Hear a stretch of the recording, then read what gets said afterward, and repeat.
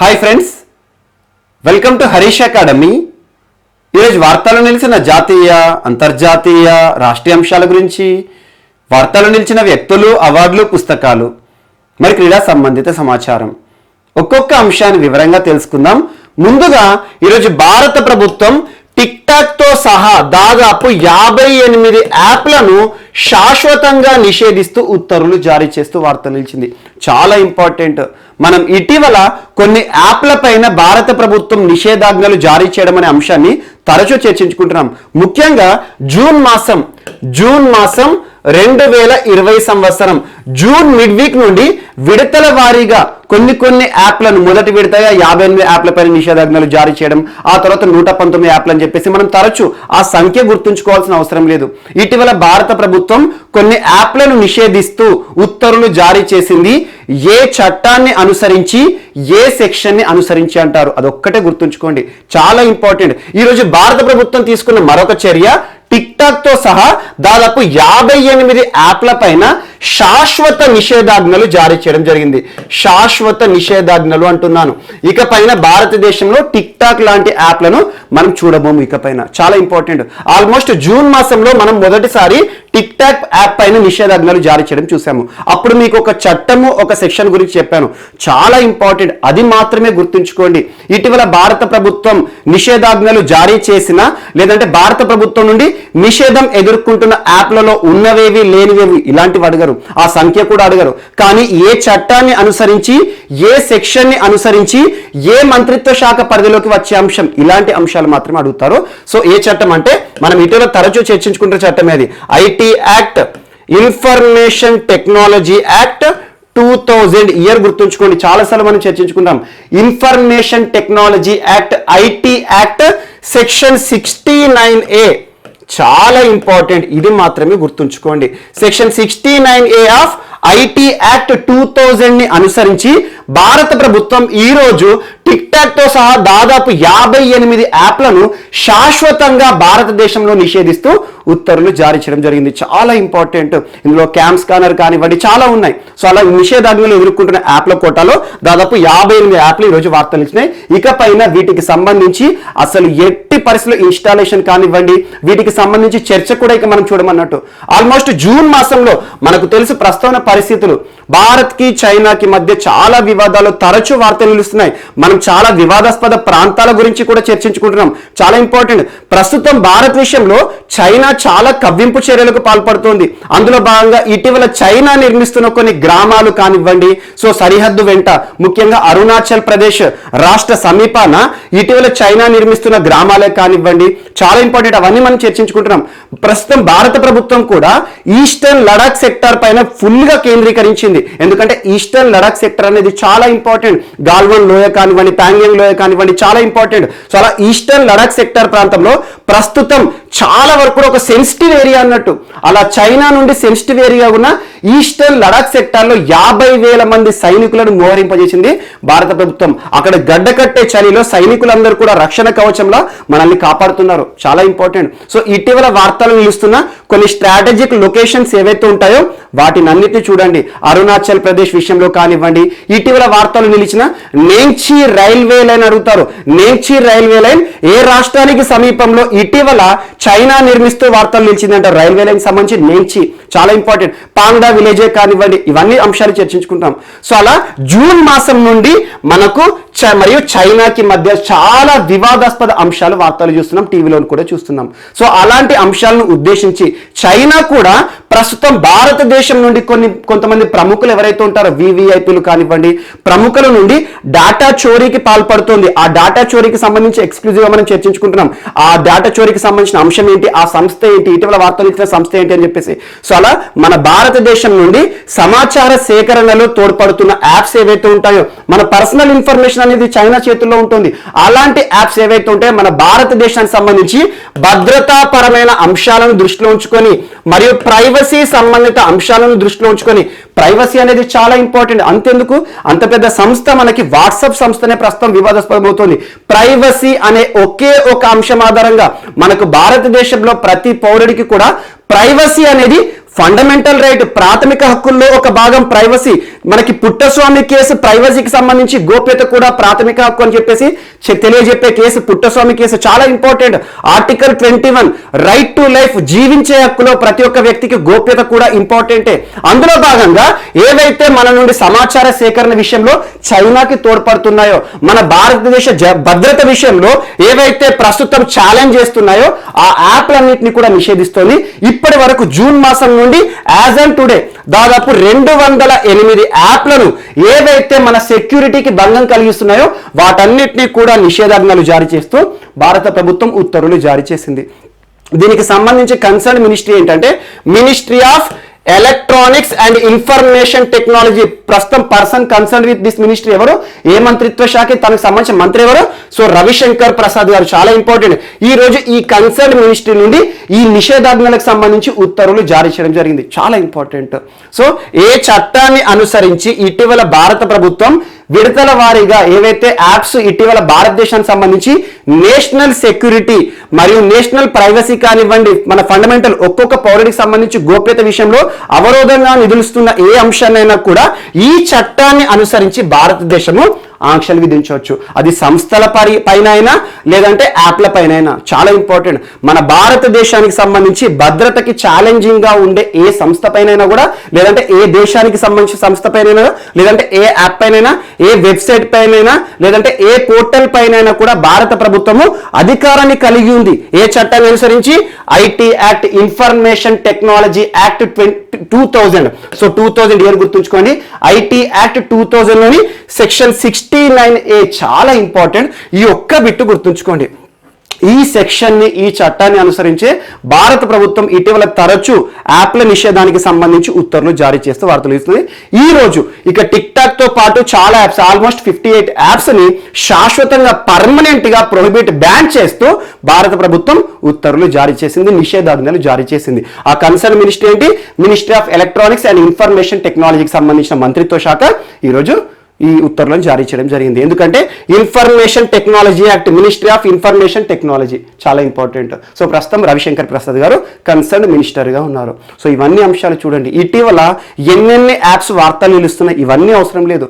ఏ రకంగా ఏ చట్టాన్ని అనుసరించి మాత్రం నిషేధాజ్ఞలు జారీ చేస్తుంది, ఈ చట్టాన్ని మాత్రమే గుర్తుంచుకోండి. ఈరోజు పర్మనెంట్ బ్యాన్ సంబంధిత అంశంతో యాప్లు వార్తలు నిలిచాయి. అండ్ నెక్స్ట్, సో దీనికి లింక్ అనే ఇక్కడ మనకు సంతోష్ బాబు గారిని యాడ్ చేసుకోండి. చాలా ఇంపార్టెంట్. యాక్చువల్గా నిన్నటి క్లాస్లో మిస్ అయిన టాపిక్ ఇది. సో కల్నల్ సంతోష్ బాబు గారు అమరవీరులైన మన జవాన్, చాలా ఇంపార్టెంట్. ఇందాక మీకు చెప్పాను ఈస్టర్న్ లడాక్ సెక్టర్ అనేది చాలా సెన్సిటివ్ ఏరియా, మనకు గాల్వన్ లోయ ప్రాంతం అని చెప్పాను. సో గాల్వన్ లోయలో జూన్ మాసంలో జూన్ 15వ తేదీన అమరవీరుడైన మన భారత జవాను, మన నల్గొండ జిల్లా వాసి, తెలంగాణకి సంబంధించి ఒక కల్నల్ స్థాయి అధికారి, కల్నల్ హోదాలో ఉన్న అధికారి భారత్ కి చైనాకి మధ్య సరిహద్దులో మరణించడం, వీరమరణం పొందడం అనేది మొట్టమొదటిసారి జరిగింది. అలా సంతోష్ బాబు గారి మరణము ప్రస్తుతం భారత్ కి చైనాకి మధ్యలో ఏవైతే వివాదాస్పద అంశాలు ఉన్నాయో వాటన్నిటికీ కూడా ట్రిగరింగ్ మూమెంట్. ట్రిగరింగ్ మూమెంట్ అంటే ఏంటంటే ఈ అంశం నుండే ఇవన్నీ తెరపైకి వస్తున్నాయి. భారత ప్రభుత్వం చైనాకి సంబంధించి యాప్లను నిషేధించడం కానివ్వండి, చైనా కూడా మన భారతదేశానికి సంబంధించి ఆప్టికల్ ఫైబర్ పైన యాంటీ డంపింగ్ డ్యూటీ విధిస్తూ వార్త నిలిచింది. అవన్నీ మనం చూసాము. సో చైనాకి సంబంధించిన సంస్థలు ఏవైతే ఉంటాయో భారతదేశంలో వాటి కార్యకలాపాల విషయంలో కానివ్వండి, రైల్వేస్ కి సంబంధించి చైనా సంస్థలు ఏవైతే ఇప్పటివరకు ఎంఓయూస్ కుదుర్చుకుందో భారత ప్రభుత్వం వాటన్నిటి కూడా నిషేధిస్తుందని చెప్తున్నాను. సో అలా చైనాకి సంబంధించి ఏ అంశాన్ని కూడా మనం అంగీకరించట్లేదు. కారణం, సో మన కల్నల్ సంతోష్ బాబు గారి మరణం ఏదైతే ఉంటుందో తనతో పాటు దాదాపు 20 మంది జవాన్లు వీరమరణం పొందారని చెప్పాను. చాలా ఇంపార్టెంట్. సో వీరందరి గురించి ఇటీవల లాస్ట్ 2 days బ్యాక్ మీకు ఒక అంశాన్ని చెప్పాను. సో 26th రిపబ్లిక్ డే దినోత్సవం రోజున కల్నల్ సంతోష్ బాబు గారికి ఒక ప్రతిష్టాత్మక పురస్కారాన్ని ఇవ్వబోతోంది భారత ప్రభుత్వం అని చెప్పాను. అండ్ ఇటీవల తన గురించి చర్చించుకున్న అంశం ఏంటంటే జాతీయ యుద్ధ స్మారకం. సో జాతీయ యుద్ధ స్మారకం, దీని యొక్క హిస్టరీ కూడా చెప్పాను. జాతీయ యుద్ధ స్మారకం అంటే నేషనల్ వార్ మెమోరియల్. ఎక్కడ ఉంది? ఢిల్లీలో. నేషనల్ వార్ మెమోరియల్ లో పైన, ఆ పైన ఉంటుంది కదా, ఆ స్తూపం పైన, ఆ స్మారకం పైన కల్నల్ సంతోష్ బాబు గారితో పాటు అమరవీరులైన జవాన్లు ఎవరైతే ఉంటారో ఈ 20 మంది పేర్లను సువర్ణాక్షరాలతో మన చరిత్ర ఉన్నంత కాలం కూడా వీరు చేసిన త్యాగాలు మనకు గుర్తుండాలని చెప్పేసి భారత ప్రభుత్వం లిఖించడం జరిగింది. ఆ అంశాన్ని చర్చించుకున్న చెప్పాను. సో రానున్న గణతంత్ర దినోత్సవం రోజున మనకు కల్నల్ సంతోష్ బాబు గారికి ఒక ప్రతిష్టాత్మక పురస్కారాన్ని ఇవ్వబోతుంది భారత ప్రభుత్వం కదా. సో ఈరోజు మహావీర్ చక్ర, సో నిన్నటి రోజు భారత ప్రభుత్వం మహావీర్ చక్ర పురస్కారాన్ని తనకు అందజేయడానికి ఒక సైనిక పురస్కారం, సైన్య పురస్కారం చాలా ఇంపార్టెంట్. సైన్య రంగంలో ఇచ్చే ప్రతిష్టాత్మక పురస్కారం ఏంటంటే పరమవీర చక్ర. సో యుద్ధ సమయంలో వీరోచితంగా పోరాడి అమరవీరులైన జవాన్లు ఎవరైతే ఉంటారో, అమరవీరులైన మన రక్షకులు ఎవరైతే ఉంటారో వారి కుటుంబానికి ఇస్తారు. పరమవీర చక్ర ఆ పర్సన్ పొందడు, సో అమరవీరులు అవుతారు కాబట్టి వారి కుటుంబీకులు పొందుతారు.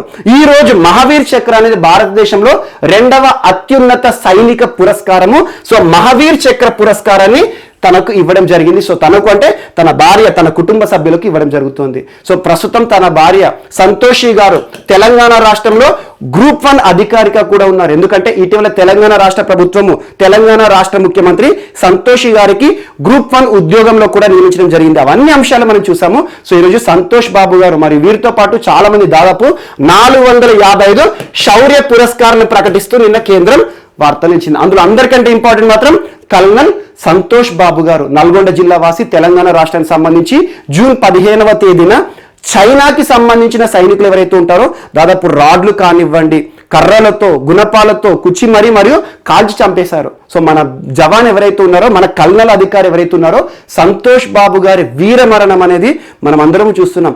ఆ తర్వాతే భారతదేశానికి చైనాకి మధ్య చాలా ఆంక్షల విషయంలో చాలా అంశాలు వార్తలు నిలుస్తున్నాయి, చాలా important. So colonel Santosh Babu గారు మనకి మహావీర్ చక్ర పురస్కారంతో ఈరోజు వార్తలు నిలిచారు. అండ్ నెక్స్ట్ ఈరోజు లడఖ్కి సంబంధించి శకటం వార్తలు నిలిచింది. శకటం. సో శకటాల గురించి మనం తరచూ చూస్తూనే ఉంటాం. ముఖ్యంగా మనకి గణతంత్ర దినోత్సవ వేడుకల్లో భాగంగా కానివ్వండి, లేదంటే మనకు ఇండిపెండెన్స్ డే స్వాతంత్ర దినోత్సవం రోజు, ఏ రోజు మనకు ఆగస్టు 15th, లేదంటే ఎగ్జాంపుల్ ఒక్కొక్క రాష్ట్రానికి సంబంధించి స్టేట్ ఫార్మేషన్ డే రోజు మనం చూస్తూనే ఉంటాం. స్టేట్ ఫార్మేషన్ డే రోజు కూడా మనకు శకటాల ప్రదర్శన కానివ్వండి అలాంటి చూస్తూనే ఉంటాం. సో శకటం అంటే ఏంటంటే ఏదైనా ఒక రాష్ట్రానికి సంబంధించి కానివ్వండి, ఏదైనా ఒక రాష్ట్ర స్థాయిలో జరిగిందనుకోండి శకటాల ప్రదర్శన, ఒక జిల్లాకి సంబంధించి కానివ్వండి, ఒక సంస్థకి సంబంధించి కానివ్వండి, వారి యొక్క ప్రదర్శన చేస్తారు. అంటే ఏంటంటే ఈ విగ్రహం కానివ్వండి, ఈ నిర్మాణం మొత్తం కూడా వారి సంస్కృతిని చూపిస్తుంది అన్నట్టు. అలా లడఖ్ శకటం ఈరోజు వార్తలు నిలిచింది. అండ్ ఇటీవల లడఖ్ తరచూ వార్తలు నిలుస్తున్న మనం చూసాము. ఇటీవలే భారత ప్రభుత్వం జి కిషన్ రెడ్డి గారు, ప్రస్తుతం హోంశాఖ సహాయ మంత్రులు, ప్రస్తుతం హోంశాఖ మంత్రి గారు అమిత్ షా గారు, తన ఆధ్వర్యంలో తనకు సహాయ మంత్రిగా ఉన్న కిషన్ రెడ్డి గారి ఆధ్వర్యంలో 10 మంది సభ్యులతో కూడిన ఒక కమిటీని వేసింది కేంద్ర ప్రభుత్వం అని చెప్పాను. లడఖ్ సంస్కృతికి సంబంధించి అంశాన్ని మనం చర్చించుకున్నాం. మరి ఇటీవల లడఖ్ తరచూ వార్తలు నిలుస్తోంది. ముఖ్యంగా ఇటీవల లడఖ్కి సంబంధించి రామ్సార్ సైట్, లడఖ్ చరిత్రలోనే 2వ రామ్సార్ సైట్ వార్తలు నిలిచింది. మరి ఇటీవల లడఖ్కి సంబంధించి నూబ్రా వ్యాలీ వార్తలు నిలిచింది. Nubra valley ice climbing festival అని చెప్పాను. నూబ్రా వ్యాలీ ఇటీవల వార్తలు నిలిచిన నూబ్రా వ్యాలీ ఏ ప్రాంతంలో లేదా ఏ కేంద్ర పాలిత ప్రాంతంలో ఉంటున్నారో నూబ్రా వ్యాలీ చాలా ఇంపార్టెంట్ లడఖ్కి సంబంధించి. మరి ఇటీవల లొసార్ పండుగ చెప్పాను. సో లొసార్ ఫెస్టివల్ యొక్క ప్రాముఖ్యత ఏంటి, అసలు లొసార్ ఫెస్టివల్ ఎలా సెలబ్రేట్ చేసుకుంటారు, లొసార్ ఫెస్టివల్ కూడా లడఖ్కి సంబంధించింది. మరి ఇటీవల ఐస్ హాకీ ఫెస్టివల్ కానివ్వండి, ఛాంపియన్షిప్ ఇటీవల ఐటీబీపీ వారు గెలుచుకున్నారని చెప్పాను. సో అలా మనకి ఐస్ వ్యాలీకి సంబంధించి కానివ్వండి, ఐస్ క్లైంబింగ్ కి సంబంధించి కానివ్వండి, వాస్తవానికి లడఖ్ అనేది ఒక ప్రత్యేక ప్రాంతము. అది ఐస్ పరంగా పక్కన పెట్టేస్తే, మనకు ఆల్టిట్యూడినల్ రీజన్ గా పక్కన పెట్టేస్తే, సంస్కృతి పరంగా చాలా ఇంపార్టెంట్. సో లడఖ్ సంస్కృతికి సంబంధించి లొసార్ ఫెస్టివల్ ని చూసాము. మరియు లడఖ్ లో ఉండే భాష కానివ్వండి, బుద్ధిజం ఎక్కువ ఫాలో అవుతారు. అలాంటి లడఖ్ కి సంబంధించి సంస్కృతికి సంబంధించి నిలువెత్తు ప్రదర్శన చేయడం జరిగింది నిన్న గణతంత్ర దినోత్సవంలో. లడఖ్ కేంద్ర పాలిత ప్రాంతానికి సంబంధించి శకటము ప్రత్యేక ఆకర్షణగా వార్తలు నిలిచింది. నిన్న జరిగిన శకటాల ప్రదర్శన అంటే ఏంటంటే రాష్ట్రాలకి సంబంధించి దాదాపు 17 శకటాల ప్రదర్శన చేశారు. అంటే తెలంగాణ రాష్ట్రం కానివ్వండి, ఆంధ్రప్రదేశ్ కానివ్వండి, మధ్యప్రదేశ్ కానివ్వండి, ఒక్కొక్క రాష్ట్రం యొక్క శకట ప్రదర్శన చేస్తారు. అంటే రాష్ట్రానికి సంబంధించి సంస్కృతి అంతా కూడా ఆ ఇమేజ్, ఆ వెహికల్ చూస్తే అర్థమవుతుంది అన్నట్టు. అలా మొట్టమొదటిసారి ఒక కేంద్ర పాలిత ప్రాంతం ప్రాంతము శకటం యొక్క ప్రదర్శనతో వార్తలు నిలిచింది. చాలా ఇంపార్టెంట్. 72వ గణతంత్ర దినోత్సవ వేడుకల్లో మొట్టమొదటిసారి ఇప్పటి వరకు లేనటువంటి ఒక అంశము, మొట్టమొదటిసారి ఒక శకటాన్ని ప్రదర్శించిన కేంద్రపాలిత ప్రాంతం, మొట్టమొదటి కేంద్రపాలిత ప్రాంతం ఏదంటే లడక్. చాలా ఇంపార్టెంట్. సో లడక్ శకటం అనేది నిన్న వార్తలు నిలిచింది. సో మనకి లడక్కి సంబంధించి లే కానివ్వండి, ఇటీవల చాలా ప్రాంతాలు వార్తలు నిలుస్తున్నాయి. సంస్కృతికి సంబంధించి ఎగ్జాంపుల్ చూడండి, కేంద్ర ప్రభుత్వం లడక్ సంస్కృతికి సంబంధించి ఒక ప్రత్యేక కమిటీ, అది కూడా కేంద్ర మంత్రి గారి ఆధ్వర్యంలో ఒక కమిటీని వేసింది. 10 మంది సభ్యులతో కూడిన కమిటీ అంటే అర్థం చేసుకోండి. సో లడక్కి సంబంధించి నూబ్రా వ్యాలీ చాలా important, Losar festival important, and ఈ శకట ప్రదర్శన కానివ్వండి, ఇటీవల లడక్కి సంబంధించి వార్తలు నిలిచిన ఒప్పందాలు కూడా మనం చూస్తున్నాం. అవన్నీ యాడ్ చేసేసుకోండి. అండ్ నెక్స్ట్ ఈరోజు ఆకాష్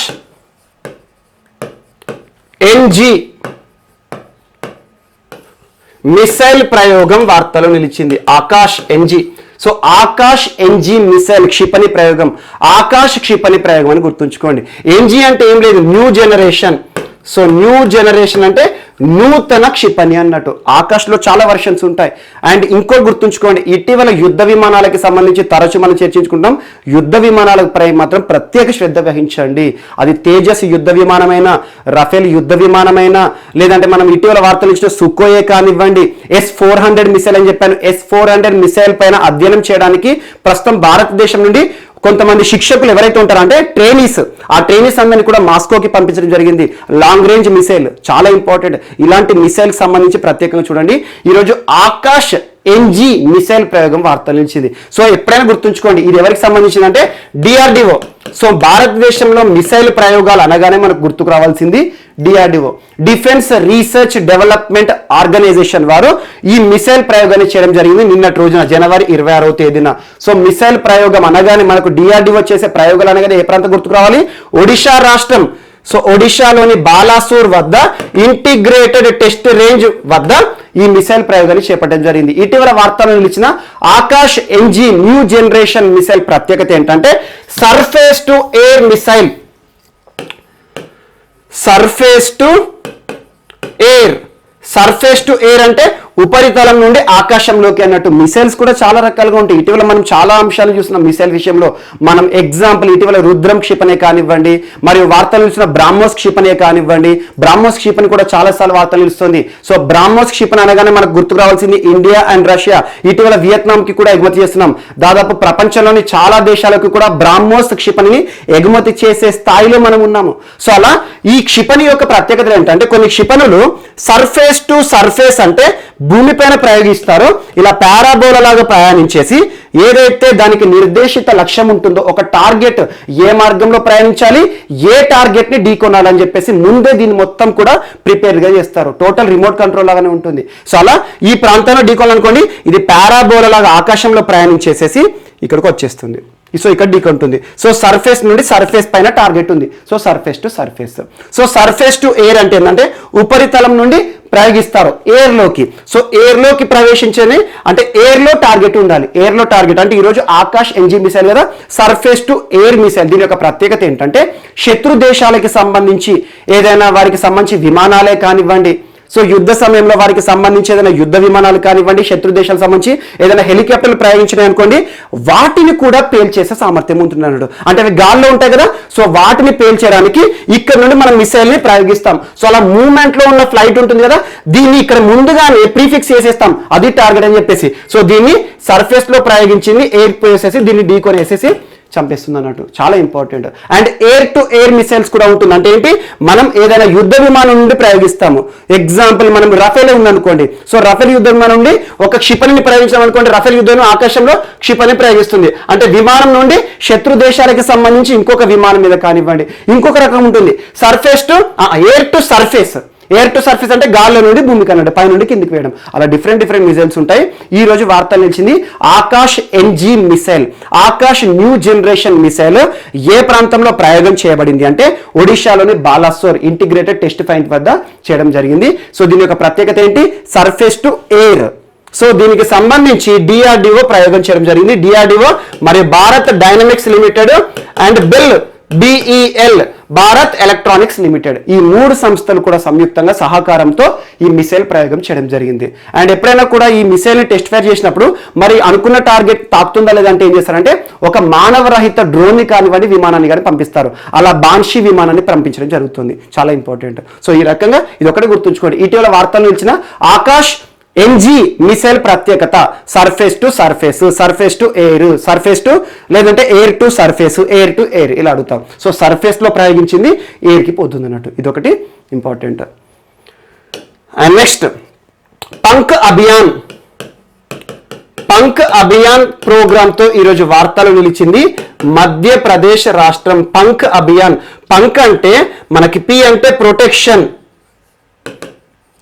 ఏ అంటే అవేర్నెస్ ఆఫ్ రైట్స్, N అంటే న్యూట్రిషన్, K అంటే నాలెడ్జ్, H అంటే హెల్త్. సో ఇది గుర్తుంచుకోండి punk Abhiyan. So protection and awareness of knowledge rights, awareness of rights and nutrition, knowledge, H అంటే మనకి హెల్త్. సో పంక్ ప్రోగ్రామ్ ఇటీవల వార్తలు నిలిచింది ఏ రాష్ట్రానికి సంబంధించింది అంటారు? మధ్యప్రదేశ్ రాష్ట్రానికి సంబంధించి. ఇటీవల మధ్యప్రదేశ్ తరచూ వార్తలు నిలుస్తుంది. ఈరోజు మరొక ప్రోగ్రాంతో వార్తలు నిలిచింది. పంక్ ప్రోగ్రామ్ అనేది బాలికలకి సంబంధించి, బాలికలు, సో రాష్ట్రంలో ఉండే మహిళలు కానివ్వండి, బాలికలు కానివ్వండి, వారందరికీ కూడా వారికి కల్పించబడిన హక్కులే కానివ్వండి, వారికి సంబంధించి అవగాహన కల్పించడానికి ఒక ప్రత్యేక అభియాన్ని ప్రారంభించడం జరిగింది, పంక్ అభియాన్. సో ఇక్కడే మనకి ప్రోగ్రామ్ యొక్క ఉద్దేశం అంతా తెలుస్తుంది. ప్రొటెక్షన్, ఏ రకంగా తనకు తాను ప్రొటెక్ట్ ఉండాలి అంటే ప్రొటెక్షన్ ఏ రకంగా తనకు తాను డిఫెండ్ చేసుకోవాలి. సో వారికి కల్పించబడిన హక్కులు ఉంటాయి. ఎగ్జాంపుల్ చూడండి, మహిళకి రాజ్యాంగంలో కల్పించిన హక్కులు చాలా ఉంటాయి. ఆర్టికల్ 53 కానివ్వండి, 15 ఏం చెప్తుంది? ఎగ్జాంపుల్, మహిళలకు మరియు పిల్లలు ఎవరైతే ఉంటారో వారికి రాజ్యం కల్పించే ప్రత్యేక సౌకర్యాలను మనం వివక్షగా భావించకూడదు. ప్రాథమిక హక్కుల్లో కల్పించబడింది ఆర్టికల్ 15 మరియు ఆర్టికల్ 42A కానివ్వండి. ఆర్టికల్ 42 ఏంటి? మనకి స్త్రీలకి సంబంధించి పని ప్రదేశాలు ఉంటాయి కదా, అక్కడ ప్రత్యేకమైన సౌకర్యాలు కల్పించాలి. అలా స్త్రీలకి సంబంధించి చాలా రాజ్యాంగ ప్రకరణలు మన రాజ్యాంగం ఉన్నాయి. సో వాటి పట్ల, వారికి కల్పించబడిన హక్కుల పట్ల అవేర్నెస్ క్రియేట్ చేయడము. అండ్ నెక్స్ట్ న్యూట్రిషన్, వారికి సంబంధించి పోషణ, ఏ రకమైన పోషణ పదార్థాలు తీసుకోవాలి, వారికి ఏ రకమైన పోషక విలువలను పెంచాలి అని చెప్పేసి రాష్ట్ర ప్రభుత్వం అవగాహన కల్పజేస్తుంది. మరియు దాంతోపాటు నాలెడ్జ్, వారికి ప్రతి ఒక్క విషయం పైన, సమాజం పైన పరిజ్ఞానం పెంపొందించే విషయంలో వారికి తెలివితేటలు కల్పించే ఉద్దేశం కానివ్వండి. మరియు దాంతోపాటు హెల్త్, వారి యొక్క ఆరోగ్య సమస్యలకు సంబంధించి ప్రభుత్వమే ఉచితంగా అవగాహన కల్పించడం. సో ఇదంతా మనకు అవసరం లేదు. ఇటీవల వార్తలు నిలిచిన పంక్ అభియాన్ అనే ఒక ప్రోగ్రామ్ ఎవరికి సంబంధించింది? మహిళలకి సంబంధించింది. సో విమెన్ రిలేటెడ్ ప్రోగ్రామ్ ఏ రాష్ట్ర ప్రభుత్వం ప్రారంభించింది అంటారు? మధ్యప్రదేశ్ రాష్ట్ర ప్రభుత్వం. ప్రస్తుతం శివరాజ్ సింగ్ చౌహాన్ గారు ముఖ్యమంత్రిగా ఉన్నారు. సో మధ్యప్రదేశ్ రాష్ట్రానికి సంబంధించి ఈ పంక్ అభియాన్, పంక్ యొక్క పూర్తి దీని యొక్క యాక్రోనిమ్ ఏంటి అంటారు? So protection and awareness of rights, nutrition, knowledge, health. So మహిళలకు సంబంధించి అన్ని అంశాల విషయంలో అవగాహన కల్పించడం ప్రభుత్వం ప్రారంభించిన పథకం. అండ్ మధ్యప్రదేశ్ సంబంధించి ఇటీవల మరొక అంశంతో కూడా వార్తలు ఇచ్చింది. దేశంలోనే మొట్టమొదటి రాష్ట్రము ఎలక్ట్రిసిటీ. సో ఎలక్ట్రిసిటీ, వ్యవసాయానికి సంబంధించి ఎలక్ట్రిసిటీ ఉంటుంది కదా, మనం పొందే విద్యుత్ ఏదైతే ఉంటుందో, మనకు వ్యవసాయం అనగానే పంపు సెట్లు ఉంటాయి, మీటర్స్ ఉంటాయి, రీడింగ్లు ఉంటాయి. సో కొన్ని రాష్ట్రాలు ఏం చేస్తాయి? రైతుకు కల్పించే విద్యుత్ ఏదైతే ఉంటుందో, విద్యుత్ సౌకర్యాలు ఉచితంగా కల్పిస్తాయి. 6 గంటల ఉచిత విద్యుత్ అని, 10 గంటల ఉచిత విద్యుత్ అని. సో ఉచిత విద్యుత్ కల్పించే రాష్ట్రాలు ఉన్నాయి. కానీ ఈరోజు ఎలక్ట్రిసిటీ సబ్సిడీ విషయంలో డైరెక్ట్ బెనిఫిట్ ట్రాన్స్ఫర్ కల్పిస్తోంది మధ్యప్రదేశ్ రాష్ట్ర ప్రభుత్వం. అంటే ఏంటంటే, ఎగ్జాంపుల్, ఒక రైతు ఉన్నాడు అనుకోండి, ఆ రైతు తనకుండే పొలం ఏదైతే ఉంటుందో, కమతం ల్యాండ్ హోల్డింగ్ ఏదైతే ఉంటుందో, ఆ పండించడానికి తనకి ట్యాప్ సౌకర్యం కానివ్వండి, లేదంటే ఈ పొలంలో మనము వరి కానివ్వండి, ఏదైనా పండించడానికి కావలసిన విద్యుత్ ఏదైతే ఉంటుందో, అక్కడ లైట్ బిగించడం కానివ్వండి, ట్యాప్ కనెక్షన్ కానివ్వండి, సో ఏదైతే మనం విద్యుత్ సౌకర్యాలు తీసుకుంటామో ఆ విద్యుత్ సంబంధించి మీటర్ ఉంటుంది కదా, ఆ మీటర్లో నెల ఒక బిల్ అనేది జనరేట్ అవుతుంది. సో ఆ జనరేట్ అయిన బిల్లు నుండి ప్రభుత్వము ఎలక్ట్రిసిటీ సబ్సిడీ ఇస్తుంది అన్నట్టు. సబ్సిడీ అంటే ఎగ్జాంపుల్, ఈ రైతుకి 100 రూపాయల బిల్ వచ్చింది అనుకోండి, కరెంట్ బిల్ వచ్చింది అనుకోండి, ఆ 100 రూపాయలు 20 రూపాయల, 30 రూపాయలు, లేదంటే 100 రూపాయల రాయితీని ప్రభుత్వం కడుతుంది అన్నట్టు. రాయితీ అంటే ఏంటంటే, నేరుగా ఫస్ట్ రైతుకు కడతాడు, ఆ తర్వాత తనకి సంబంధించి ఏదైతే పేమెంట్ చేస్తారో దాన్ని డైరెక్ట్ గా తన అకౌంట్ లోకి ప్రభుత్వం జమ చేస్తుంది. సేమ్ ఎలా అంటే మనకి ఎల్పిజి సిలిండర్లు ఉంటాయి కదా, ఎల్పిజి సిలిండర్లు ఏవైతే మనము నెల నెల మనము ప్రభుత్వం కొంటామో, భారత్ గ్యాస్ కానివ్వండి, హెచ్పి గ్యాస్ కానివ్వండి, ఇండియన్ గ్యాస్ ఉంటాయి కదా, సో నెల నెల మనం బుక్ చేస్తాము, ఇంటికి డెలివరీ చేస్తారు. చేసిన తర్వాత మనం సిలిండర్కి మొత్తం పేమెంట్ ఇస్తాము. ఆ తర్వాత మన అకౌంట్ ఏదైతే ఉంటుందో మన అకౌంట్లోకి ప్రభుత్వము ఆ సబ్సిడీ అమౌంట్ ఏదైతే ఉంటుందో 200 రూపాయలు 300 రూపాయలు తిరిగి జమ చేస్తుంది. చాలా మందికి ఒక డౌట్ అనేది ఉంటుంది, అదేదో మన నుండి ఫుల్ అమౌంట్ తీసుకునేది ఈ 200 లెస్ చేసి తీసుకోవచ్చు కదా అనుకుంటారు. కానీ గుర్తుంచుకోండి, దీని ద్వారా చాలా వరకు అవినీతి చూడడం జరుగుతుంది. కొంతమంది బ్లాక్ లో సిలిండర్లు కొంటారు. అలాంటి వారికి ఎలా చెక్ చేయాలి? సో నేరుగా అకౌంట్ కి బెనిఫిట్ ఎవరైతే ఉంటారో బెనిఫిషియరీ, ప్రభుత్వం యొక్క ఉద్దేశమే బెనిఫిట్స్ టు ద బెనిఫిషరీస్, ఎవరికైతే ప్రయోజనాలు దక్కాలో వారికే దక్కాలి. కానీ మధ్యవర్తులు ఎవరైతే ఉంటారో అల్టిమేట్ బెనిఫిషియరీ కాకుండా మధ్యవర్తులు ఈ ప్రయోజనాలు పొందేసేసి అసలు పొందాల్సిన బెనిఫిట్స్ పొందని వారు ఎవరైతే ఉంటారో వారికి పొందకుండా చేస్తున్నారు. సో ఈ రకంగా డైరెక్ట్ బెనిఫిట్ ట్రాన్స్ఫర్ ద్వారా ఏం చేస్తుందంటే మధ్యప్రదేశ్ రాష్ట్ర ప్రభుత్వము పవర్ బిల్ ఏదైతే ఉంటుందో, రైతుకు వచ్చే ఆ పొలాన్ని పండించడానికి, పంట పండించడానికి వచ్చే పవర్ బిల్ ఏదైతే ఉంటుందో దానిలో వచ్చిన పవర్ బిల్లో సబ్సిడీని రైతుకి డైరెక్ట్ బెనిఫిట్ ట్రాన్స్ఫర్ చేస్తుంది ఫస్ట్ పేమెంట్ చేసిన తర్వాత. అలా దేశంలోనే మొట్టమొదటి రాష్ట్రంగా మధ్యప్రదేశ్ వార్తల్లో నిలిచింది. డైరెక్ట్ బెనిఫిట్ ట్రాన్స్ఫర్ ద్వారా పవర్ బిల్ ఏదైతే ఉంటుందో కరెంట్ బిల్లు పైన రాయితీ కల్పిస్తున్న ప్రభుత్వం. చాలా రాష్ట్రాలు ఏం చేస్తాయి? ఉచిత విద్యుత్ని ఇచ్చేస్తాయి. సో మనకి ఎగ్జాంపుల్ ఒక పొలం ఉందనుకోండి, 6 గంటల ఉచిత విద్యుత్ అంటారు. అంటే అక్కడ మీటర్ పైన మనం పవర్ బిల్ కట్టడం ఏమి ఉండదు. సో ఇలా ఇచ్చేసరికి ఏమవుతుందంటే చాలా మంది మధ్యవర్తులు కానివ్వండి, కొంతమంది ఎవరైతే ఉంటారో ప్రభుత్వం నుండి వారికి పొందాల్సిన అర్హత లేకున్నా కూడా దొంగతనంగా పొందుతారు అన్నట్టు. సో ఇలాంటి వాటిని చెక్ చేయడానికి నేరుగా ఆధార్ కార్డుతో లింక్ చేయబడిన అకౌంట్లోకి డైరెక్ట్ బెనిఫిట్ ట్రాన్స్ఫర్ చేస్తారు. ఆ డబ్బులు ఏదైతే పవర్ బిల్ కట్టారో అంత మొత్తంలో మళ్ళీ రైతుకి ఆ డబ్బుని తిరిగి చెల్లిస్తారన్నట్టు. చాలా ఇంపార్టెంట్. సో దేశంలోనే మొట్టమొదటి రాష్ట్రం మధ్యప్రదేశ్. ఎలక్ట్రిసిటీ బిల్ ఏదైతే ఉంటుందో రైతులకు సంబంధించి కరెంటు బిల్లు రాయితీ కల్పిస్తున్న రాష్ట్రం. ఆ రాయితీ డైరెక్ట్ బెనిఫిట్ ట్రాన్స్ఫర్ కింద అకౌంట్లో జమ అవుతుంది. అండ్ నెక్స్ట్, ఈరోజు మధ్యప్రదేశ్తో పాటు రాజస్థాన్ రాష్ట్రానికి సంబంధించి కూడా ఒక అవగాహన కార్యక్రమం లేదా ఒక డిస్ట్రిబ్యూషన్ కార్యక్రమం వార్త నుంచి నేరుగా గుర్తుంచుకోండి, పేరు గుర్తుంచుకోండి, ఏ రాష్ట్రానికి సంబంధించింది అంటారు. ఆ పేరు ఏంటంటే ఏక్ పౌదా సుపోషిత్ బేటీ కే నామ్. ఏక్ పౌదా సుపోషిత్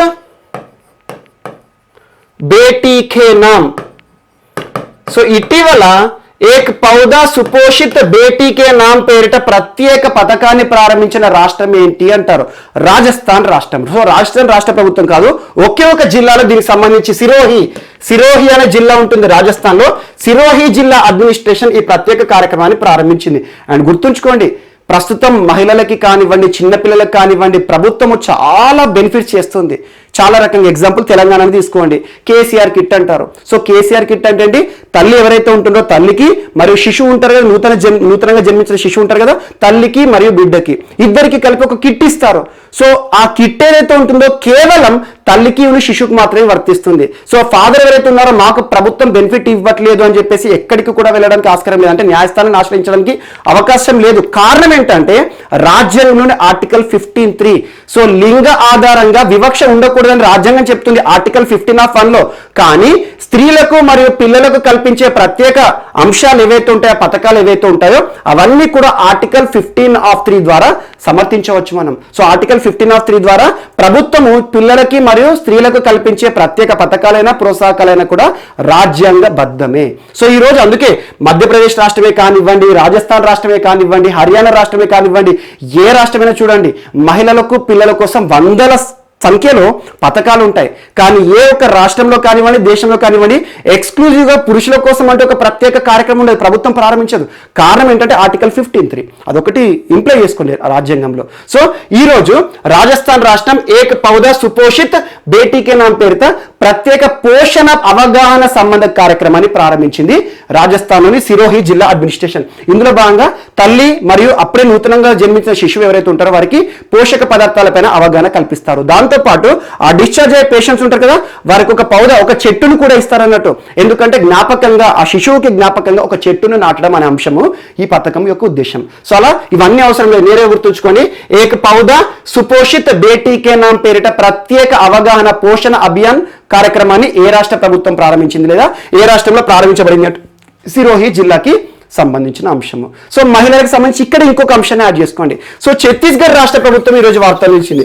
సేమ్ ఎలాంటి అంశం అంటే ఇటీవల ఆంధ్రప్రదేశ్ ప్రభుత్వం ఆల్మోస్ట్ ఒక 1.5 month బ్యాక్ మనం చర్చించుకున్నాం. సో వైజాగ్ నుండి ఆంధ్రప్రదేశ్ రాష్ట్ర ముఖ్యమంత్రి వైఎస్ జగన్మోహన్ రెడ్డి గారు ఒక ప్రత్యేక కార్యక్రమాన్ని ప్రారంభించారని చెప్పాను.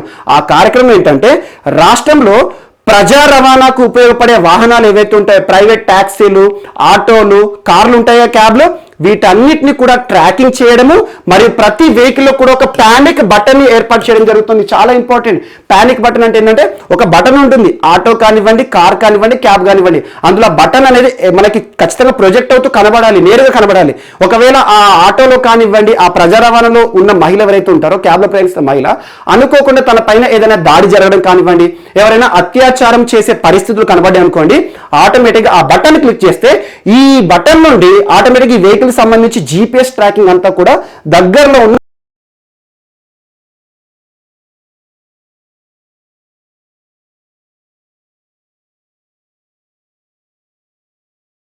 సో అలా ఛత్తీస్గఢ్ రాష్ట్ర ప్రభుత్వం ఈరోజు రాష్ట్రంలోని ప్రజా రవాణా వాహనాలు లేదంటే పబ్లిక్ ట్రాన్స్పోర్ట్ వెహికల్స్ ప్రతి ఒక్క వాహనంలో కూడా ఒక ప్రత్యేక వ్యవస్థను ఏర్పాటు చేస్తూ ఈరోజు వార్తలు నిలిచింది.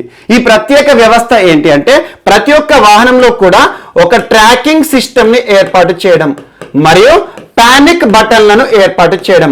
ట్రాకింగ్ సిస్టమ్ యొక్క ఉద్దేశం ఏంటి? ఈ వెహికల్ ఏ రోడ్ నుండి ప్రయాణిస్తోంది ఇదంతా కూడా రికార్డ్ అవుతుంది అన్నట్టు. పానిక్ బటన్ యొక్క ఉద్దేశం ఏంటి?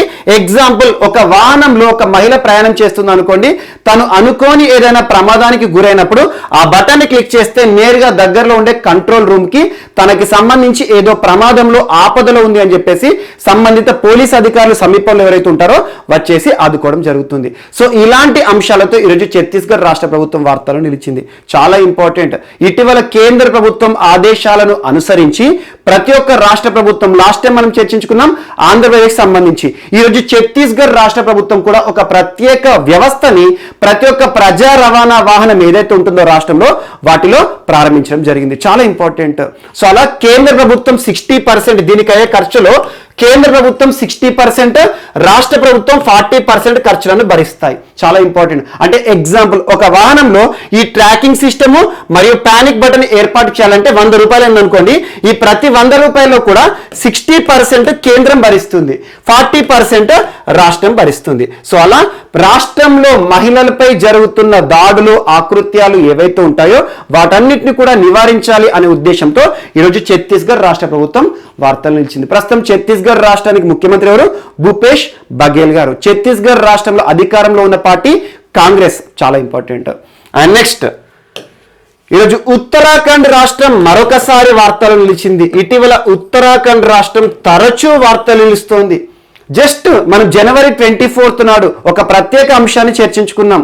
జాతీయ బాలికా దినోత్సవం, ఒక ప్రత్యేక దినోత్సవం రోజున రాష్ట్రంలో ఒకరోజు ముఖ్యమంత్రిగా సృష్టి గోస్వామి అని చెప్పాను. 19 years స్టూడెంట్, డిగ్రీ స్టూడెంట్. చాలా ఇంపార్టెంట్. సో ఉత్తరాఖండ్ రాష్ట్రం ఇటీవల తరచూ ఏదో ఒక అంశంతో వార్తలు నిలుస్తోంది. అది పర్యావరణ సంబంధిత అంశాలైనా లేదంటే రామ్సార్ సైట్ కి సంబంధించి ఉత్తరాఖండ్ రాష్ట్రంలో మొట్టమొదటి రామ్సార్ సైట్ ఇటీవల వార్తలు ఇచ్చింది. అసన్ కన్జర్వేషన్ రిజర్వ్. చాలా ఇంపార్టెంట్. ఇటీవల ఉత్తరాఖండ్ కి సంబంధించి అన్ని అంశాలు తరచూ మీకు రిపీట్ చేస్తున్నాను, ఒక్కసారి చూడండి. ఈరోజు ఉత్తరాఖండ్ రాష్ట్ర ముఖ్యమంత్రి ప్రస్తుతం ఎవరు? త్రివేంద్ర సింగ్ రావత్ గారు ఒక ప్రత్యేక అంశంతో మన ముందుకు రావడం జరిగింది.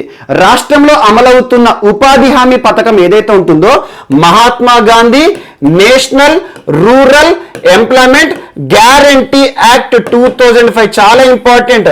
Mahatma Gandhi national rural employment guarantee act first scheme గా ప్రారంభించింది కేంద్రము. ఆ తర్వాత చట్ట రూపంలో ప్రతి రాష్ట్రంలో కూడా మినిమం ప్రతి వ్యక్తికి కూడా పని హక్కును కల్పిస్తోంది. మన రాజ్యాంగంలో పని హక్కుకి సంబంధించి ఆర్టికల్ 41 ప్రస్తావిస్తుంది. చాలా ఇంపార్టెంట్. ఆర్టికల్ 41 లో చాలా సంరక్షణ చర్యలు రాజ్యం తీసుకోవాలి. అది ఒకటేంటంటే నిరుద్యోగ సమస్యలను తీర్చాలి. అంటే ఏంటి? ఉద్యోగ నోటిఫికేషన్లు కానివ్వండి, ఒకవేళ ఉపాధి కల్పించే అవకాశాలు లేనప్పుడు నిరుద్యోగ భృతిని కల్పించాలి. ఈరోజు కేంద్ర ప్రభుత్వం ఉపాధి హామీ పథకాన్ని కూడా అకార్డింగ్ టు ఆర్టికల్ 41 ద్వారానే అమలు చేస్తుంది. లేదంటే ఎగ్జాంపుల్, మనకి వృద్ధులకు సంబంధించి సంరక్షణ చర్యలు కూడా ఆర్టికల్ 41 లో భాగంగానే ఉంటాయి. సో ఇవన్నీ కూడా ఆదేశిక సూత్రాలకి సంబంధించి. మరియు మరొకటి, వృద్ధులు వికలాంగులు కూడా. సో వికలాంగుల సంరక్షణ చర్యలు కూడా ఆర్టికల్ 41 కి సంబంధించిన అంశమే. సో ఈరోజు ఆర్టికల్ 41 అంటే పని హక్కు కూడా కల్పిస్తుంది. ఈ పని హక్కులో భాగంగా Mahatma Gandhi national rural employment guarantee act parliament తీసుకురాబడింది.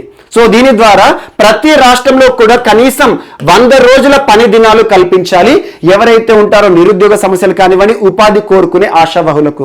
సో అలా 100 రోజులకి సరిపడా ఆ ఉపాధి కింద ఎవరైతే ఉంటారో వారికి ఆర్థిక సాయం కూడా ప్రభుత్వం ఇస్తుంది. ఎందుకంటే భారతదేశంలో ఆర్టికల్ 23 అనేది ఇంపార్టెంట్. ఏ ఒక్క వ్యక్తి నుండి కూడా శ్రమ దోపిడీ చేయకూడదు, పనికి తగిన వేతనం కల్పించాలి, చాలా ఇంపార్టెంట్. సో అలా పని చేయించుకుంటారు 100 రోజులు, దానికి సరిపడినట్టుగా వేతనాన్ని కూడా ఇవ్వాలి, చాలా ఇంపార్టెంట్. అండ్ జెండర్ ఈక్వాలిటీ కూడా ఉంటుంది. MNREGA ఉద్దేశం ఏంటంటే జెండర్ ఈక్వాలిటీ కూడా ఉంటుంది. సో స్త్రీ పురుషులకు సమాన వేతనం కల్పించే కేంద్ర ప్రభుత్వ పథకం. సో ఈరోజు ఉత్తరాఖండ్ రాష్ట్రమే కాదు, భారతదేశం అంతా కూడా అమలవుతుంది. ఒక రాష్ట్రంలో 120 డేస్ వర్కింగ్ డేస్ ఉంటుంది, ఒక రాష్ట్రంలో 100 డేస్ ఉంటుంది, ఒక రాష్ట్రంలో 140 డేస్ ఉంటుంది. సో అలా రాష్ట్రం విచక్షణ ఆధారంగా ఎన్ని రోజులైనా కూడా పని దినాలు కల్పించవచ్చు. సో మినిమం మాత్రం 100 డేస్. ఈరోజు ఉత్తరాఖండ్ రాష్ట్ర ముఖ్యమంత్రి త్రివేంద్ర సింగ్ రావత్ గారు ఒక ముఖ్యమైన అంశం, ఈ 100 రోజుల పని దినాన్ని 150 రోజులకు పెంచుతూ ఒక కీలక తీర్మానాన్ని చేయడం జరిగింది, చాలా ఇంపార్టెంట్. ఇటీవల ఏ రాష్ట్ర ప్రభుత్వము, ఏ ఉత్తర భారతదేశ రాష్ట్రము, తరచు వార్తలు ఇస్తున్న రాష్ట్రము 100 రోజుల పని దినాలు ఏవైతే ఉంటాయో Mahatma Gandhi national rural employment guarantee act లో భాగంగా 100 రోజులను 150 డేస్ చేసింది అంటారు. సో ఉత్తరాఖండ్. సో అంతకుముందు 100 డేస్ కి ఎగ్జాంపుల్ 1000 రూపాయలు సంపాదించడం, ఎగ్జాంపుల్ అంటున్నాను. 100 డేస్ కి ఒక 1000 రూపాయలు సంపాదించడం అనుకోండి, ఈ రోజు 150 డేస్ కి 1500 సంపాదిస్తాను అన్నట్టు. ఆటోమేటిక్ గా పని దినోత్సవాలను పెంచడం జరిగింది ఉత్తరాఖండ్ రాష్ట్ర ప్రభుత్వము. అండ్ నెక్స్ట్ TOI 561B చాలా ఇంపార్టెంట్. ఇటీవల నాసా కనుక్కున్న ప్రత్యేక గ్రహం, ఇటీవల ఒక కొత్త గ్రహం యొక్క ఆనవాలను నాసా కనుక్కుంది. దాని పేరేంటి అంటారు? TOI 561B. సేమ్ ఎర్త్ లాగానే ఉంటుంది, ఎర్త్ లైక్ స్ట్రక్చర్ ఉంటుంది, రౌండ్ గా ఉంటుంది. దాదాపు ఎర్త్ కంటే సైజ్ ఏదైతే ఉంటుందో పరిమాణంలో 50% పెద్దగా ఉంటుంది. మాస్ ద్రవ్యరాశిని గనక తీసుకుంటే almost 3 times more than earth, అంటే ఎర్త్ కంటే బలమైంది అనుకోవచ్చు. డెన్సిటీ సాంద్రత మాత్రం ఈక్వల్ టు ఎర్త్. అలాంటి క్యారెక్టరిస్టిక్స్ ఉన్న ఒక ప్రత్యేక గ్రహాన్ని ఇటీవల ఏ దేశానికి సంబంధించి అంతరిక్ష ప్రయోగాలు చేస్తున్న సంస్థ కనుగొంది అంటారు? నాసా. చాలా ఇంపార్టెంట్. సో దీనికి సంబంధించి దాదాపు 1000 కోట్ల సంవత్సరాల చరిత్ర ఉన్నట్టు, అంటే 1000 కోట్ల సంవత్సరాల క్రితమే ఈ గ్రహం అనేది ఆవిర్భవించింది అని చెప్పేసి నాసా ప్రకటించింది. భూమి నుండి, ఎర్త్ నుండి దాదాపు 280 కాంతి సంవత్సరాల దూరంలో ఇది ఉంది అంటే లైట్ ఇయర్ అంటాము, ఎందుకంటే డిస్టెన్స్ మెజర్మెంట్ ని లైట్ ఇయర్ అంటాము. సో అలా 280 కాంతి సంవత్సరాల దూరంలో భూమి నుండి ఒక ప్రత్యేక గ్రహాన్ని కనుగొనడం జరిగింది.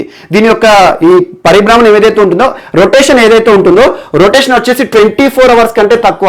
వాస్తవానికి మన సౌర కుటుంబానికి దూరంగా ఉంది కాబట్టి దీన్ని ఎక్స్ప్లానెట్ అనొచ్చు, ఎక్స్ప్లానెట్. మరి ఇంకొక అంశం, దీని ఏమంటారు అంటే సూపర్ ఎర్త్ అని కూడా పరిగణిస్తోంది నాసా. ఇటీవల వార్తలు నిలిచిన సూపర్ ఎర్త్ అధికారిక పేరేంటి అంటారు? సూపర్ ఎర్త్ అంటే ఎర్త్ లాగానే ఉంది కాబట్టి ఎర్త్ అని పెట్టారు. మరియు దీన్ని ఎక్స్ప్లానెట్ అనొచ్చు. ఎక్స్ప్లానెట్ అంటే ఏంటంటే సౌర కుటుంబం ఉంటుంది కదా, మన పాలపుంతలోనే ఉంటుంది, మిల్కీ వేలోనే. కానీ సౌర కుటుంబంలో ఉండే గ్రహాలు కాకుండా దానికి దూరంగా ఉంటుంది కాబట్టి ఈ సౌర కుటుంబ వ్యవస్థలోకి రాదు కాబట్టి దీన్ని ఎక్స్ప్లానెట్ అంటే బయటి గ్రహం అంటారు. మరియు దీని యొక్క పేరు ఏం పెట్టింది NASA? TOI 561B. And next ఈరోజు global climate risk index. Global climate risk index అంటే ఏంది?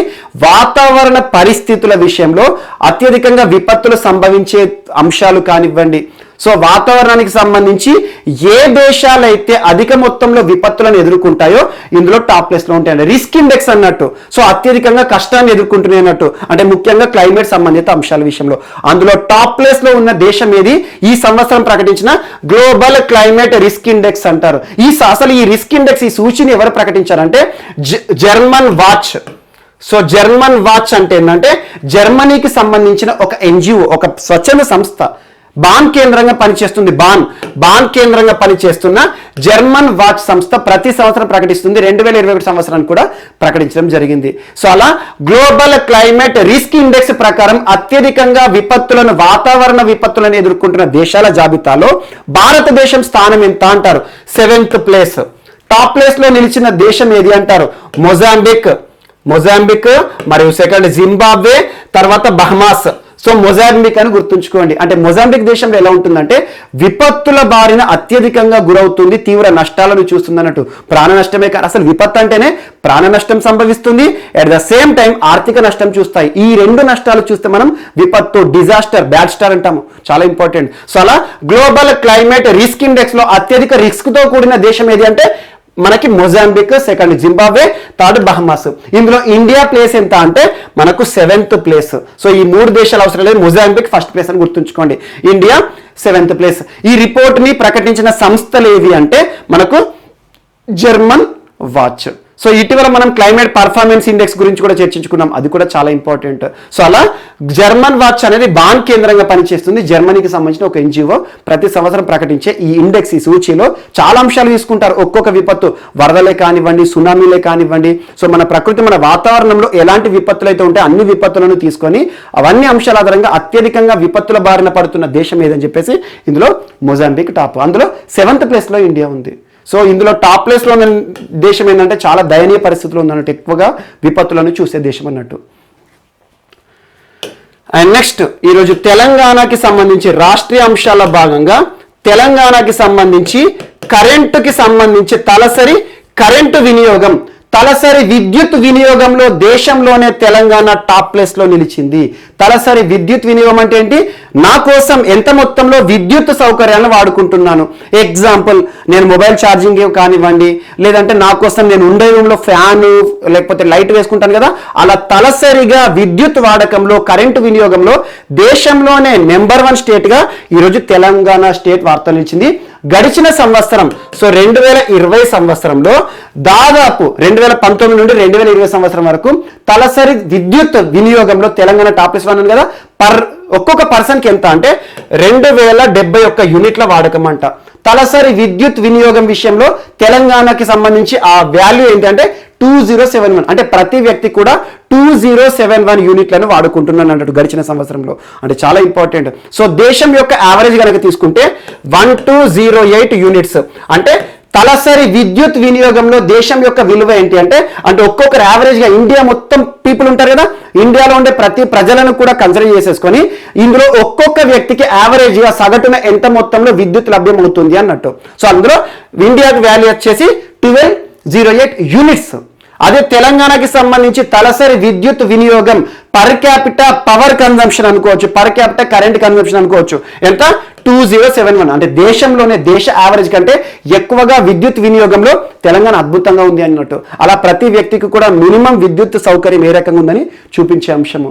అండ్ గుర్తుంచుకోండి, తెలంగాణ రాష్ట్రం ఆవిర్భావం జరిగినప్పుడు 2014లో తెలంగాణ రాష్ట్రంలో విద్యుత్ ఉత్పత్తి 778 మెగావాట్స్, 7778 మెగావాట్లు మాత్రమే.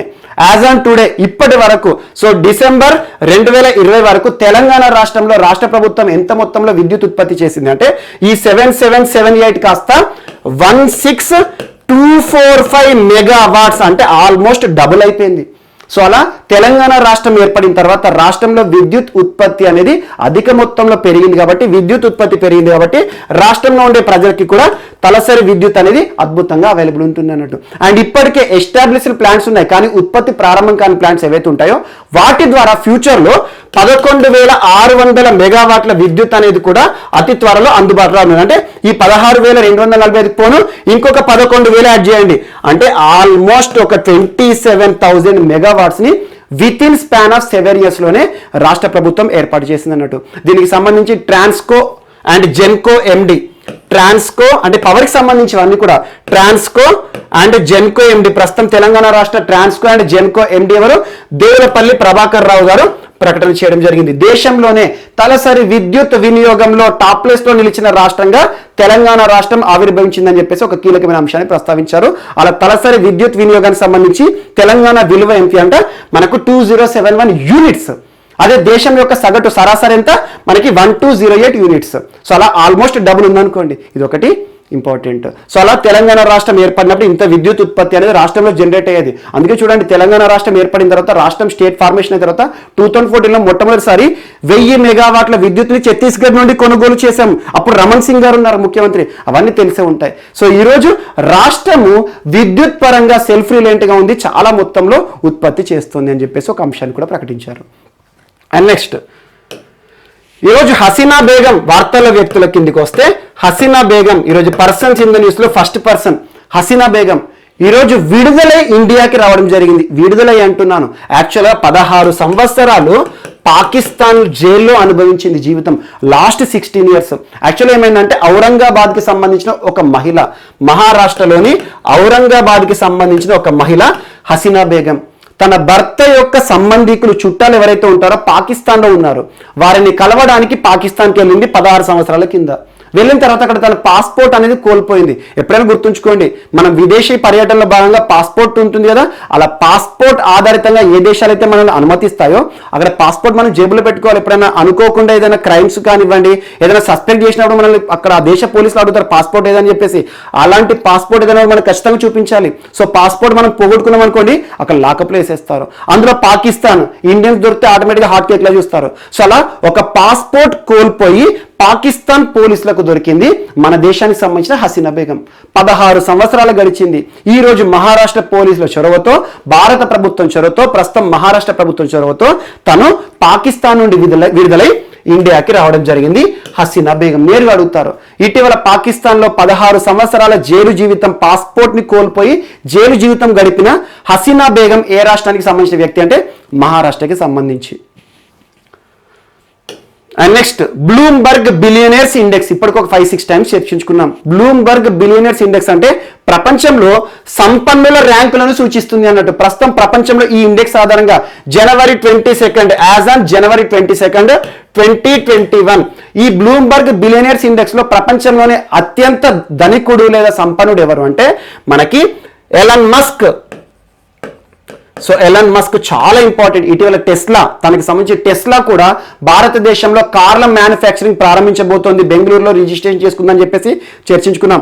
నిన్నటి క్లాస్లో కూడా చూడండి, ఒకే ఒక ప్రైవేట్ రాకెట్ ద్వారా 143 శాటిలైట్లను ప్రయోగం చేసింది. ఇప్పటివరకు ఇస్రో పేరిట ఉన్న బాహుబలి రికార్డు బ్రేక్ చేసింది. సో మనకి అమెజాన్ కాదు, సో ఎలన్ మస్క్ అంటే మనకు గుర్తుకు రావాల్సింది స్పేస్ ఎక్స్ సంస్థ. సో స్పేస్ ఎక్స్ అంతరిక్ష ప్రయోగాలు చేస్తున్న ఒక ప్రైవేట్ సంస్థ, అమెరికాకు సంబంధించి, ఎలాన్ మస్క్ కి సంబంధించింది. తనకు సంబంధించిన సంస్థ ఒకటి స్పేస్ ఎక్స్, ఒకటి టెస్లా కార్ల కంపెనీ. సో టెస్లా కార్ల కంపెనీ గురించి ఇటీవల చర్చించుకున్నాం. నిన్న క్లాస్ లో స్పేస్ ఎక్స్ గురించి చర్చించుకున్నాం. ప్రపంచంలోనే మొట్టమొదటిసారి మానవ సహిత రాకెట్ లాంచ్ తో వార్తలు నిలిచింది ప్రైవేట్ రాకెట్ సంస్థ. చాలా నిన్నటి క్లాస్ లో ఈ సంస్థ గురించి చాలా చర్చించుకున్నాం, ఒకసారి చూడండి. సో స్పేస్ ఎక్స్ అధిపతి, టెస్లా సంస్థ అధిపతి ఎలాన్ మస్క్ 2002 బిలియన్ US$తో ప్రపంచంలోనే సంపన్న వ్యక్తిగా ఈరోజు వార్తలు నిలిచారు. Second place Jeff Bezos. ఎవరు జెఫ్ బెజోస్? జెఫ్ బెజోస్ అనగానే అమెజాన్ సంస్థ గుర్తుకు రావాలి. అమెజాన్ ప్రముఖ కామర్స్ సంస్థ. ఇటీవల అమెజాన్ సంస్థకి మరి వెస్ట్ బెంగాల్ రాష్ట్ర ప్రభుత్వానికి కుదిరిన ఒప్పందం చాలా ఇంపార్టెంట్. దేశంలోనే మొట్టమొదటి రాష్ట్రం వెస్ట్ బెంగాల్. సో ఆన్లైన్ మద్య విక్రయాలు చేపడుతోంది. చాలా అంశాలు చూసాం అమెజాన్ సంబంధించి. సో అమెజాన్ ప్రపంచంలోనే ప్రముఖ కామర్స్ సంస్థ. సో సేమ్ స్పేస్ ఎక్స్ లాగానే జెఫ్ బెజోస్ కూడా ఒక సంస్థ ఉంది, బ్లూ ఆరిజిన్, అంతరిక్ష ప్రయోగాలు చేస్తున్న ప్రైవేట్ సంస్థ.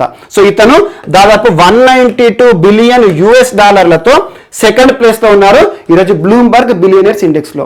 థర్డ్ ప్లేస్ లో బిల్ గేట్స్. సో ఈ 3 గుర్తుంచుకోండి సరిపోతుంది, ఫస్ట్ 2 గుర్తుంచుకోండి. ఇందులో ఇండియాకి సంబంధించి, మన భారతదేశానికి సంబంధించి సంపన్న అనేది గుర్తుకొచ్చేది ముఖేష్ అంబానీ. 11th ప్లేస్ లో ఉన్నారు. లాస్ట్ టైం తను 13th నుండి 12th నుండి ఈరోజు 11th రావడం జరిగింది.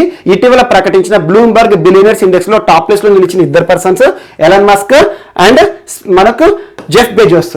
తన యొక్క ఆస్తి $202 బిలియన్ US$. సో ఇతని 192 బిలియన్ US$. బిలియర్స్ వచ్చేసి 133 బిలియన్ US$.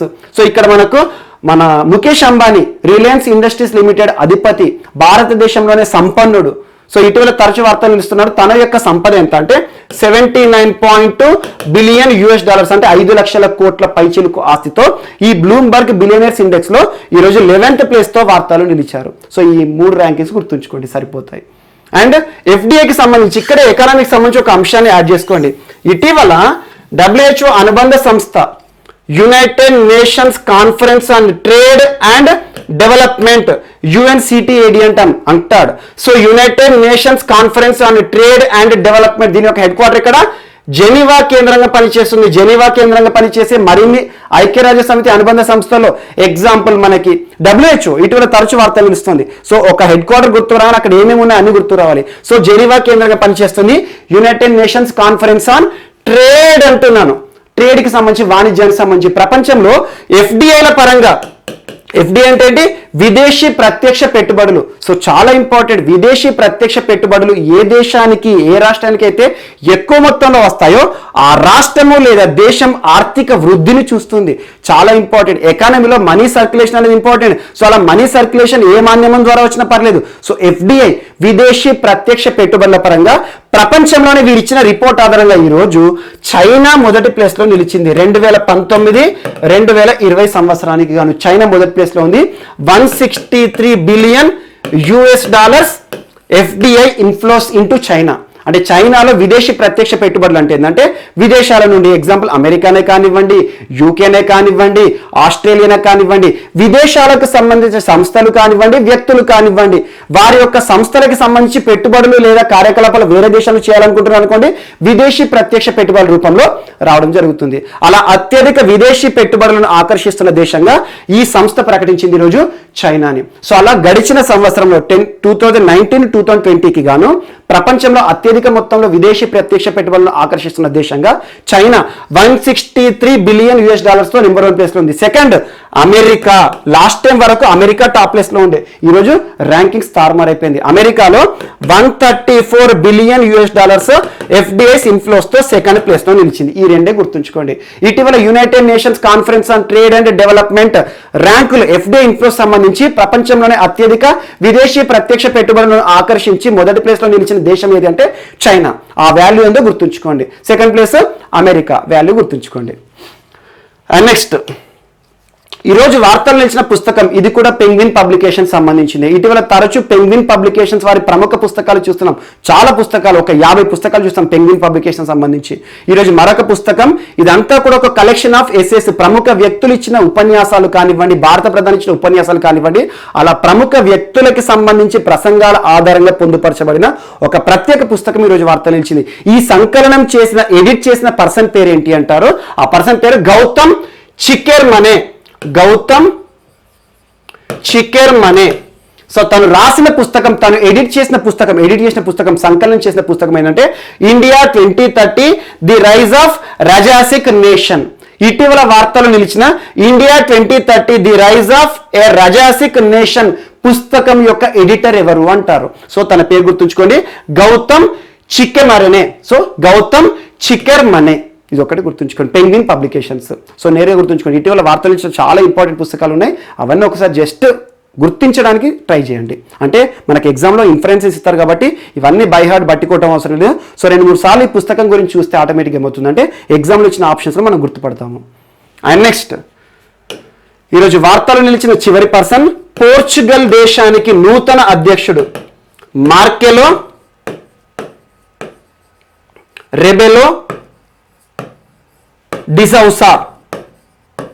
సో పోర్చుగల్లో ఇటీవల నూతనంగా అధ్యక్ష ఎన్నికలు జరిగాయి. అలా అధ్యక్ష ఎన్నికల్లో గెలుపొందాడు నేషనల్ డెమోక్రటిక్ పార్టీకి సంబంధించి సీనియర్ నాయకుడు మార్కెలో రెబెలో డిసౌసా. పోర్చుగల్ దేశానికి ఈరోజు అధ్యక్ష బాధ్యతలు స్వీకరించి వార్తలు ఇచ్చారు. సో నేరుగా గుర్తుంచుకోండి. చాలా పర్సన్స్ గురించి చూస్తున్నాం.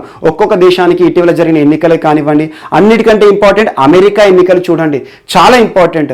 సెకండ్ న్యూజిలాండ్ ఎన్నికలు చూడండి, అవి చాలా ఇంపార్టెంట్.